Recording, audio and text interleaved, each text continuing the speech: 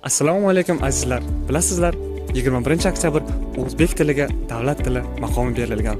Xullas biz studentlar orasida tez aytishni o'ynaymiz. Mana masalan kelishyapti.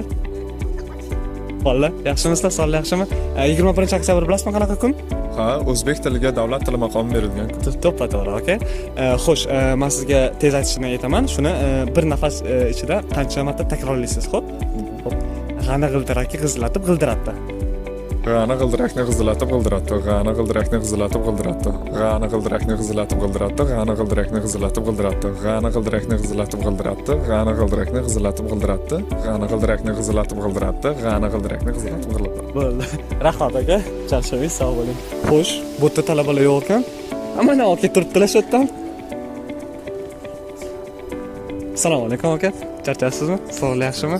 Xo'sh, 21-oktyabr bilasizmi qanaqa bayramni? Xo'p, O'zbek tiliga davlat tili. to'g'ri aka. Buni endi butun O'zbekiston bilsa kerak. Xo'p, tez aytishlarni gapira olasizmi aka? Bir nafasda qancha marta takrorlaysiz? Qani aytib beringchi? Ko'kkaram ko'pmi, po'kkaram ko'pmi?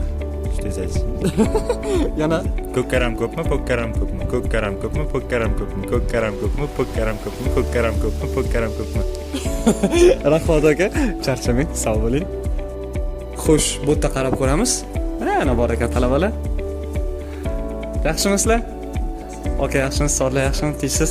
21-oktyabr bilasizmi qanaqa kun aka? Til bayrami kuni. To'ppa-to'g'ri. Tez aytishlarni ayta olasizmi?